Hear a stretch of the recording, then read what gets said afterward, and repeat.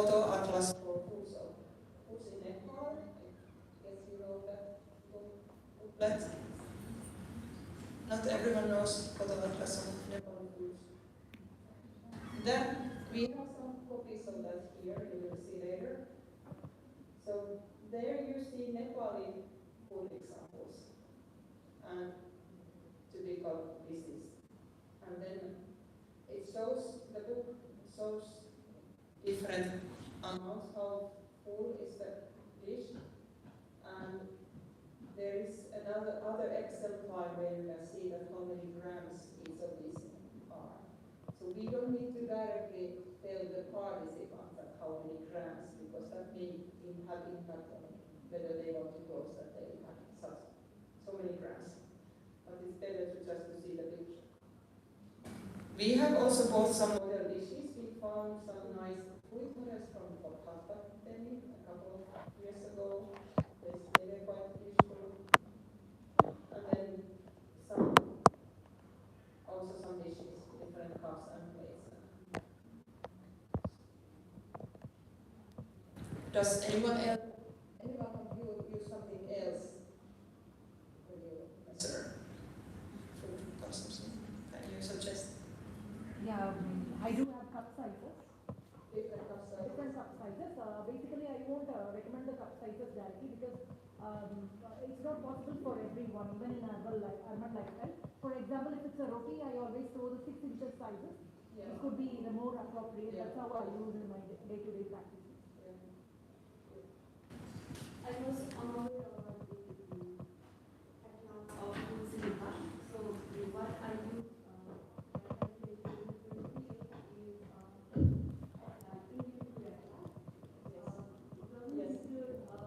all the foods that please consume, but at least it was some Yes, these atlases never include all foods, but you can then see that this is something similar, like that you can compare. I think we could share this PDF of the Nepali food atlas on the Google Drive, isn't it? Or is it already there? Yeah. Then, when we ask them about how much food they consume, sometimes we don't remember, or they don't remember to report that whether they finished everything what they added on their plate, or did they leave where there's some leftovers that they didn't finish. So that leftover amount, of course, has to be deducted from the originally intended amount. Or did they have something more after the first? When you have dal bhat, especially in the restaurants, they always bring you some more of everything. So you would need to report the first round and the second round, everything together. It's challenging to remember how much this was for the first time and then the next time. Sometimes you share food with some other people, that's what you have taken for yourself, but you might share with someone else, maybe mothers or parents eat something from their child's plate, also if their child doesn't finish everything. So all of these have to be considered if we want to measure accurately.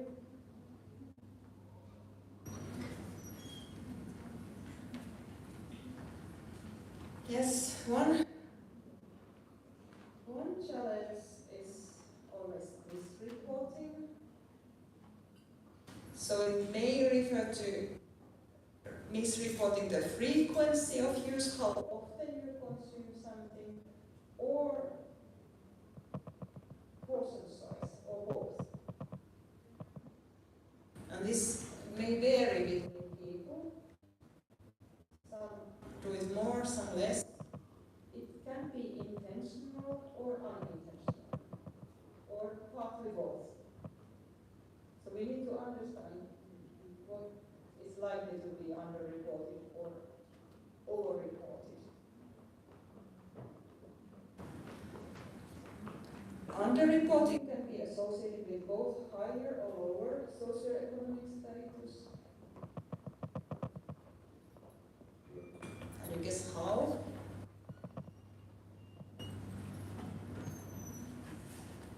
At this international, I'm not sure how how it was in Nepal, but internationally it has been observed that those who are in higher socioeconomic position, they may be more aware of what is healthy diet, what is expected, what is socially acceptable to report. They may underreport the unhealthy or some foods that are not considered good to eat. People who have lower socioeconomic status can also underreport. But then overreporting, that could be more common among people with lower socioeconomic status. They don't want to reveal how little food they have eaten. They want to show that they have more better diet than they actually have. And people generally tend to overreport the healthier, socially accepted foods and underreport the unhealthier foods. That's very much in human nature, how we could do it.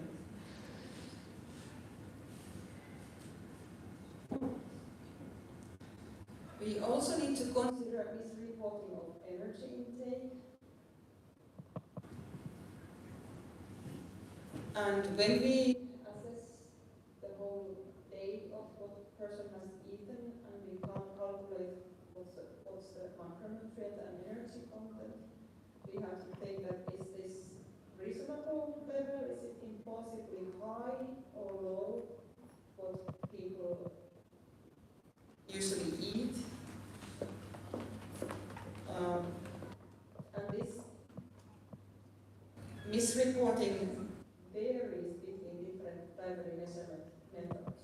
Some of the methods are more prone to collecting more information, like overestimate or underestimate. So how to identify if somebody is underreporting the overall amount of food? So we can consider what's the total energy need based on the basal metabolic rate for that person. It differs by age, sex, and body weight groups. You probably know how to estimate that. Then we need to remember the thermic effect of eating, a 10% increase of energy requirement due to digesting the food. And physical activity level. How high is the person quite sedentary person or how much activity they do daily? So this has to be.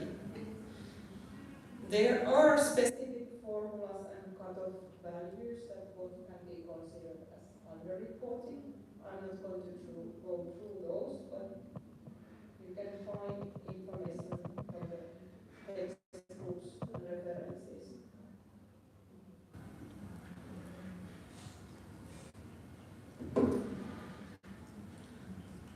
Here I have quite a big figure. I hope you can see it well. Now we have been talking, or I have been talking mainly from the point of like we want to know nutrient intake of person. We have been considering food consumption intake so far. That's very, of course, important to know how much they report that they have eaten. And we consider whether the person can remember. We have to consider study design, variation in food consumption, all the details of the dietary intake that we collect, how much amount and description of the food, what were the ingredients and recipes. So all these are related to food consumption. But equally important is this lower part. What do we do after we have the food consumption data? Then we need to have a food composition database or food composition table to know how much nutrients are in that food that has been reported. And the validity of the estimate of the nutrient intake depends a lot of this database quality too. Are the foods described well? Are they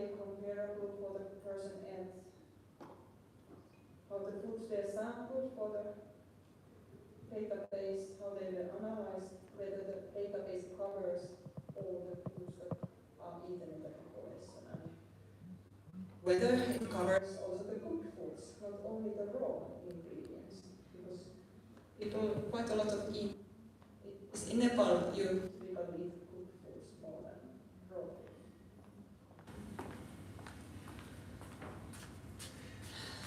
Okay. Next, I'm going to introduce. Would you have any questions so far, actually, before I go further? Or would you like to share your experiences on anything we have covered so far?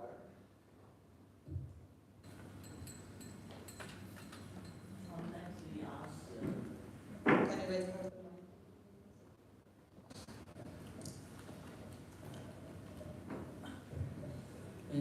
When I take dietary intake of the food of the patient, and then generally I ask how much portion of rice you eat from the morning to breakfast to dinner, and certain time not in the lunch time. Mostly they took rice, dal, or tarkari, and they gap between protein food, not much. Then I ask how often you take meat portion, something like that. And then, they just, they don't like to, to say the meat portion, how often they use or something. So there is a gap between the portion size of the protein and the lack of vitamin B12, iron content. We just measure something like that. But we don't want to tell us their food habit generally. What do you think? Why they don't want to share the food habits? Generally, maybe they used to say that for the high income, okay, they say, I drink this and that thing, but the low income portion, they don't want to share their food habit. So, Is it somehow shameful? yeah, rice, and sometimes only salad, vegetable and achar. Sometimes they eat dal and bhat only. So there is little bit different even in the Kathmandu land. But far from the western side, they drink milk product. So less vitamin B12 deficiency. But even in Nepal, not the vegetarian food, even that they eat meat, but vitamin B12 is always low. Thank you. We have time if anyone else would like to share your experience. We could maybe not discuss your experiences about underreporting or overreporting or measuring portion size, what kind of challenges you have had, or maybe good practices.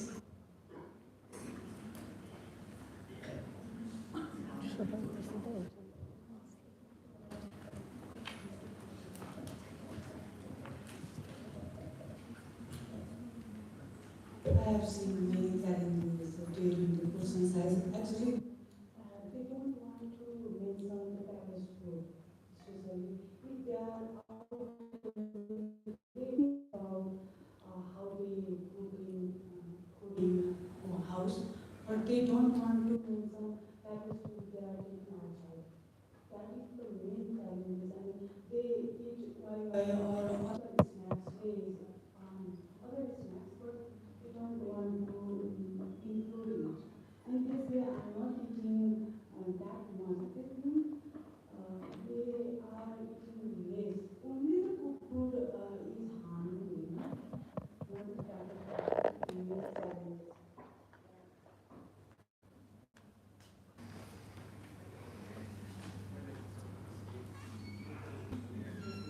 Challenge.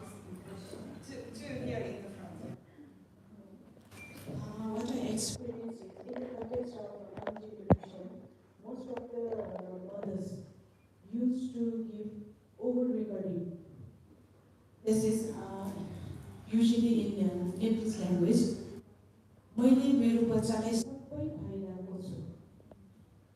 Then why is malnutrition in the context of Nepal? And in the context of clinical nutrition, there is always under-record. So it is very difficult to finding the dietary history. They are not aware about the dietary history and why it is important and how it is important. So we need to discuss on this topic.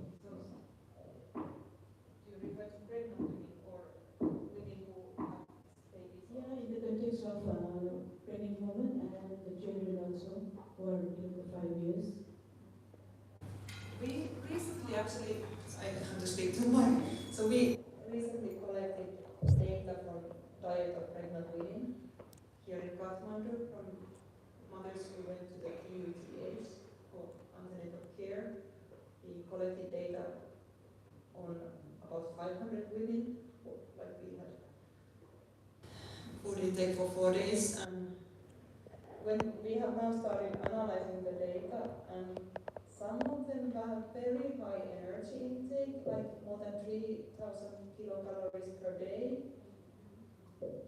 Some report, I saw a few women who had like 600 kilocalories per day, and all this variation. So it's a question how to interpret. Is it true? Or did they have nausea if they consumed only so little? Those who have very high intake, are they very highly physically active? Pregnant women in Kathmandu, not sure. So it would be interesting to know if how much was over-reported and what was. Yeah. Mention the trimester of Yes, even during the first trimester, they reported some very high intakes, but also at the end of pregnancy. Hey, you had, please wait for a while. So, in my experience, how Nepalese people generally they feel the food intake is through their tongue, not what is required on a daily basis. So whether you like some food ingredients or some food they eat more, so it's basically the measuring unit is our tongue or their tongue,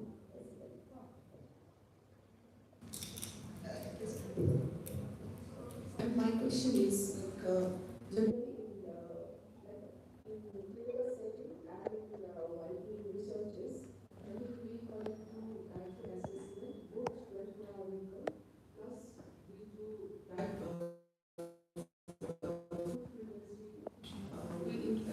food frequency we use, we take data from food frequency also. How do you interpret food frequency in data? It is probably that. That way, we get information for our Africa from the individual population or from the client's or depression also. So we generally use both, like 24-hour diet record plus food frequency. Often we need something like that. So we need to probably like how to integrate food frequency questionnaire on database. I will come to those topics soon, yeah. Any other comments for now? Yes, the next topic is the main method to measure dietary intake.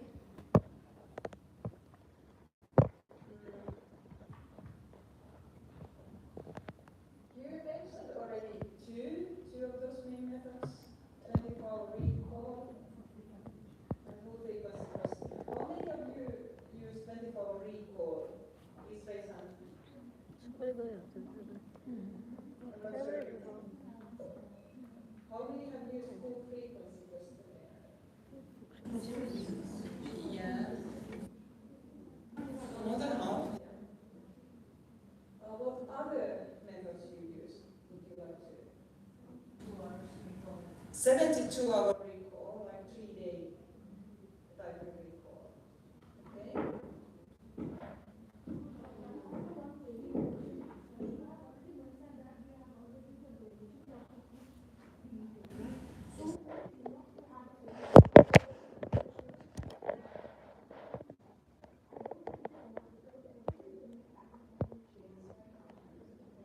We can discuss this later. Yeah. Yeah.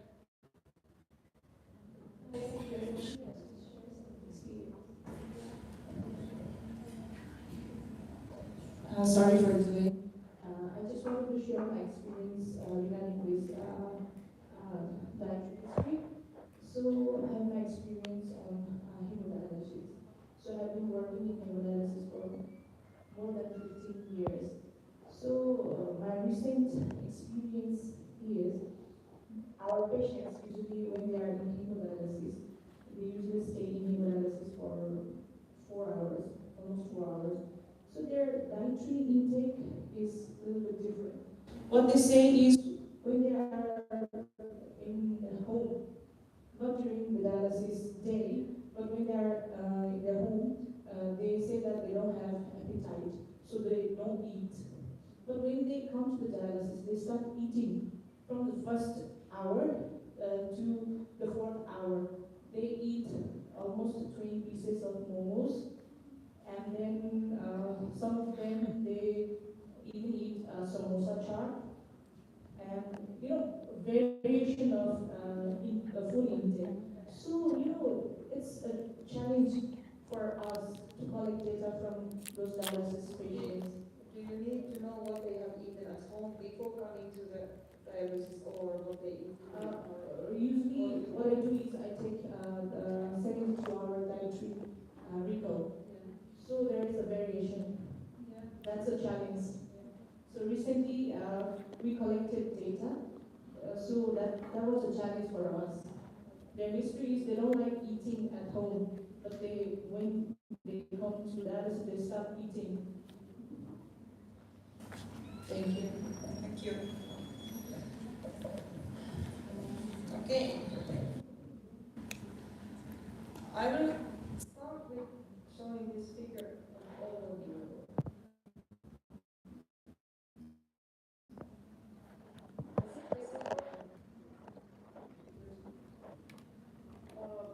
So if we start from the top, dietary assessment methods, we have, those are divided to indirect and direct methods. So indirect methods include those measured at national level, such as food banks, sheets, or the whole population eats, or another measure at household level. There could be household consumption and expenditure surveys. Then these direct measures, they include, some of them are retrospective, like asking about the past food consumption, and some are prospective that are like from this moment first. And then some technologies also. So these retrospective methods are, these are the main methods. Dietary history method, the 24-hour recall method, or if you do it for 2 days, it's 48 hours, for 3 days, 72 hours. Food frequency questionnaire, some indicators of dietary quality, like diversity, for example, or some screeners. So these all look at the past food consumption. The prospective ones include food recalls, also called food diaries. Those can be either based on estimation or weighing over amounts of food. And the last one, duplicate diet model. Is food recall, food diary method familiar to you?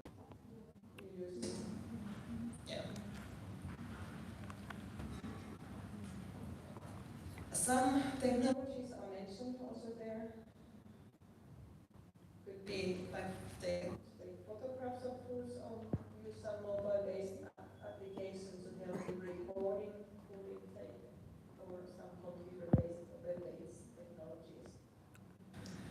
In this training, we are going to focus on 3 of these, which are actually listed here. These are the internationally most commonly used or main method to measure calorie intake at individual level. Food diary or food recall, dietary recall and FFQ. The brief definitions are also shown here. In food diary method, the participant keeps a very detailed record of all what they have consumed during a certain period of time. For example, 3 or 7 days.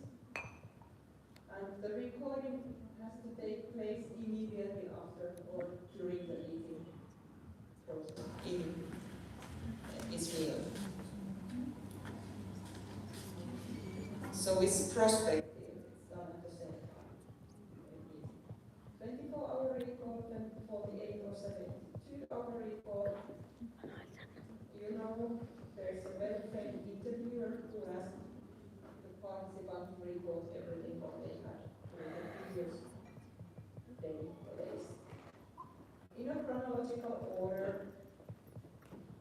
and here we can use models and these pictures and wishes and everything as a help. The last one, FFQ, measures usual food consumption. How frequently people eat some or different foods that are listed in the questionnaire. Portion size can be there or not necessarily. And the list of the foods included in the questionnaire also depends on the purpose why the food is collected, the information is collected. So I'm going to go through all of these 3 methods in much more detail, but this was an overview.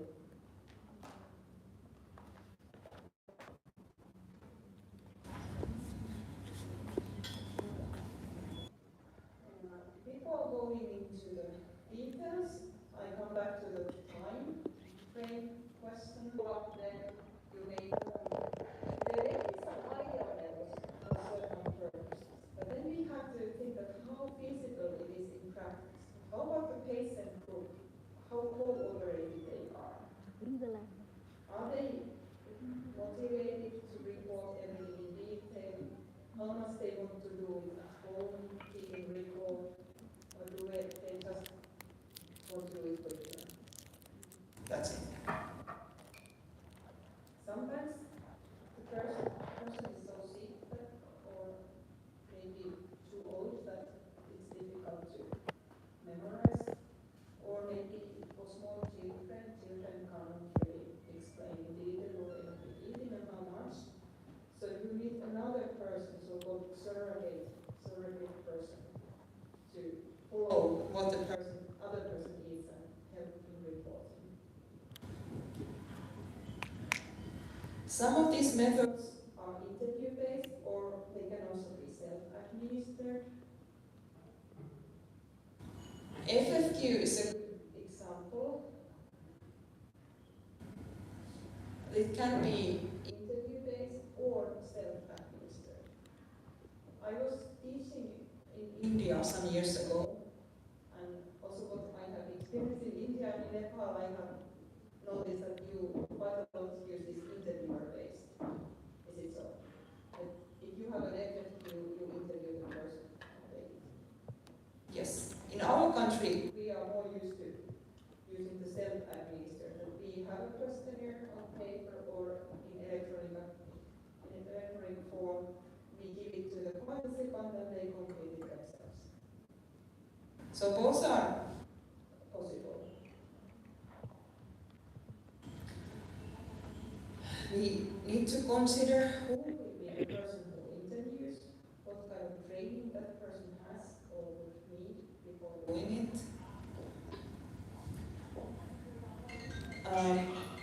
Dietitians are probably the best persons to interview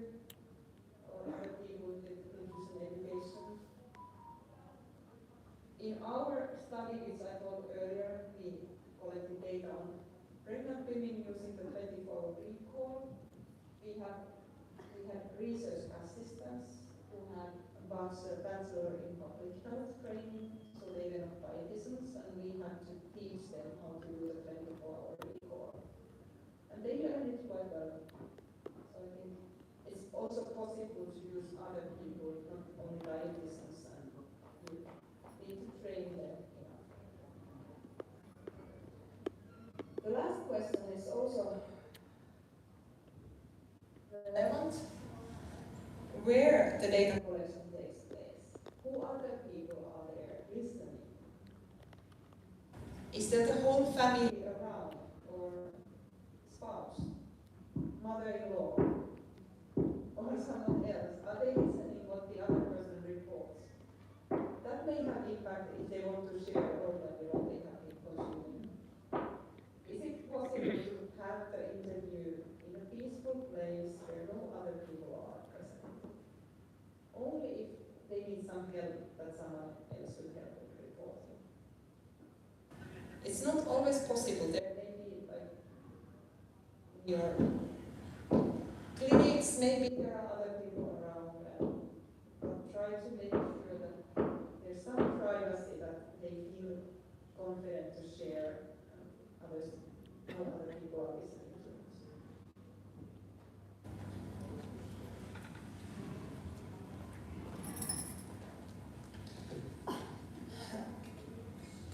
I think we could stop here, and we have some time for discussion.